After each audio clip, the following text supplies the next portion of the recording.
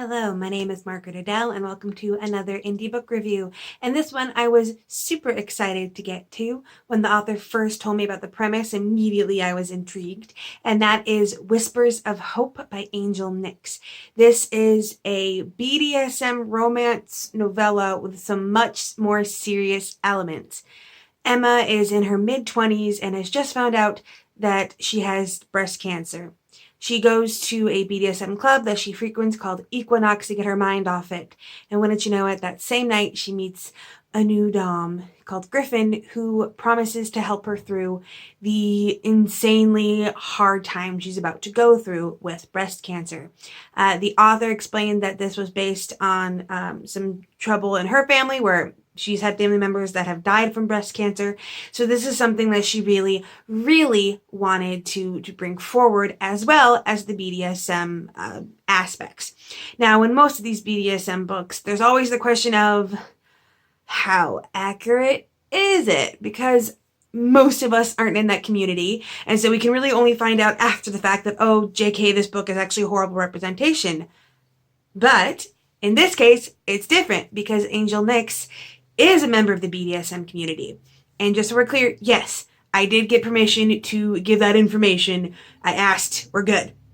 And so I was really, really intrigued by this idea of, oh, I can actually read one of these romances from someone that actually does it and see the differences. And there are differences. One of the ones that is fairly early in the book is where it talks about what you can wear to these clubs. And she talks about how it's anything. The main character talks about you can wear an ankle-length skirt if that's what you're feeling. There are other people who will literally just wear their street clothes in and then take it all off, walk around naked. You don't have to wear like the super tight, stereotypical kink clothing that everyone associates with the BDSM community. It is literally whatever makes you comfortable, and I loved that idea. I also loved the extent to which they go into the breast cancer. It's a little bit of a spoiler, but for me, knowing that it was in there made it more intriguing, so I'm going to give it to you. And also, she told it to me. Emma ends up having to have a double mastectomy, which means she literally, ends up without breasts entirely. And I was really intrigued because that is something that they don't talk about a lot. And the idea for Emma, the struggle of feeling like she's not really a woman because she doesn't even have breasts anymore and chemo might make her infertile. And so, what's a woman without boobs and who can't have kids? And so she struggles with her own femininity, and that plays a lot into her relationship with Griffin. Now, this was meant to be a novella. It's categorized as a novella. And while I don't have anything against that, it felt like there was a little bit too much in the premise for this to be a believable novella. For example, you have the beginning of the romance, where they just, they've known about each other and have secretly, crushed on each other, but it takes to the beginning of this book for them to actually meet up and for them to actually have a scene together. And that scene was very pulled back. It was very, this happened and then you move on. The entire thing is like less than a paragraph, which I think personally, if we're going to have a BDSM romance from someone in the community and we can get like actual what it would be like, I would like a little bit more in depth. But so we have the beginning of the relationship and the romance, and then we have things like chemo treatments and the mastectomy, which again weren't gone very much into because of, time constraints, or I guess page constraints. I wanted a little bit more emphasis on what it would be like to live, going through chemo, because from what I know, I've been very, fortunate to not have to go through this, but from what I've heard, it is very, it saps all your energy and you feel sick a lot of the time and nauseous a lot of the time, and I feel like I wanted to see a little bit more of that struggle. There was also things like Emma had a poor relationship with her family, which again wasn't gone too much into. In general, I think this book would have benefited from cutting the excess and deciding exactly what needed to be focused on, and just that. For example, I would have taken away Emma's issues with her parents. I would have taken away, maybe already have them in a relationship at the beginning, because it feels like you're not watching it from the beginning anyway.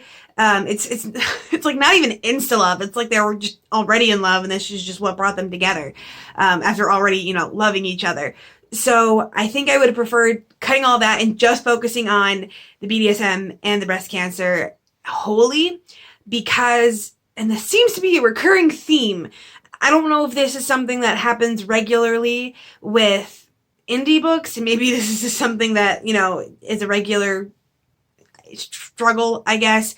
But again, it was one of those things where I could see the plot line all mapped out, but nothing was gone that much into. I've used this kind of terminology in other reviews before, but it definitely was a case of the author needs to go through again and flesh out all of these things or just cut them out.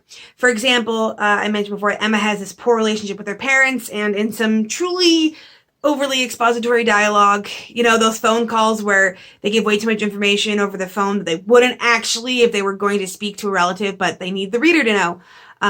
You find out that Emma was basically cut off from her parents when she decided not to go to high school and instead opened her own boutique, which from every bit of evidence you see in the book seems to be doing well. But it's never really addressed. There's never really any resolution. Not that there needs to be, but that it kind of sort of tries to give you it, but not outright. What I mean by that is it talks about how, in passing, the narrative says she had a talk with her parents. And I was like, no, something that big of, the family that cut you off slowly turning around to accept her again, that needs to be a conversation you see. Otherwise, why have it in the narrative? What purpose does it serve to have her family not like her? Either have them not like her and no interaction and just have the family gone, or go a little bit more in depth and have some sort of resolution for that subplot. And that's kind of a recurring theme in this. And again, there was sort of that brushing over things.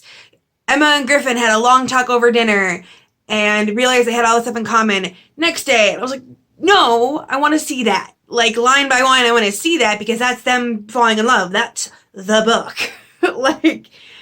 And so that was kind of the struggle. And like I mentioned before, it feels like they're already basically in love. But Griffin is very sweet. And even though he is a dom, he's not overly alpha-y. Which I really liked, because I feel like I've seen so many books, especially in the BDSM genre, where it's like, oh, he's a dom, so he's an asshole. He's a dom, therefore he must control every aspect of her life. And that wasn't it, and I really appreciated that. There were some other aspects of the BDSM community that I wish had been gone a little bit more in depth. I haven't read extensively in this genre, but I've read enough to get a feel for what BDSM books not from people in the community look like. And so I would have liked a little bit more to see the differences. At one point, Emma talks about at Christmas, he gives her her day collar.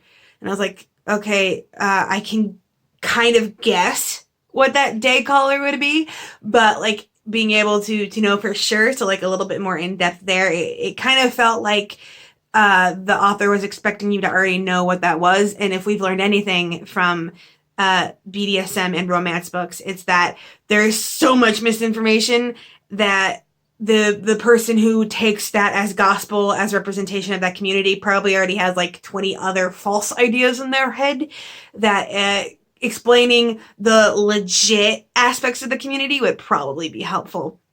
But in general, one of the biggest reasons that I wanted to review this and get this out specifically in the month of September, and one of the reasons that you should still buy this, is as Angel explained to me, half of all of the proceeds of this book over the month of October, which if you know your awareness month, October is Breast Cancer Awareness Month, 50% of the proceeds will be going to breast cancer research. And I really liked that it's research and not awareness, because let's be honest, a lot of those donating for awareness things are kind of scams.